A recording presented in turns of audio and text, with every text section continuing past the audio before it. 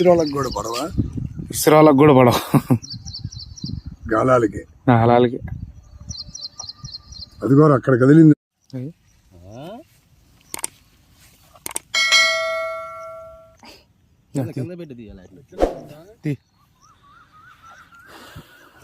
ముప్పాకులో వండితే ముప్పావు వండితే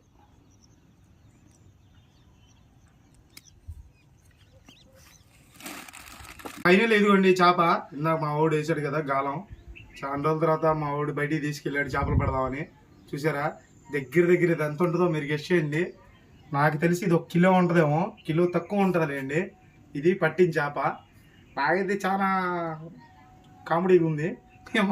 మనం గాలం తీసుకుని వెళ్తే ఒక్క చేప పడదు, కానీ మరి వాడి గాలం తీసుకుని వెళ్ళి భలే లాగాడు ఊరగా చేపని. చూసారా, ఇప్పుడు దీన్ని అరిపించేద్దాం ఇంకా, లేదంటే వదిలేద్దామా చెప్పండి. వదలటానికి మా ఇంట్లో వాళ్ళకి మనసు రావట్లేదు.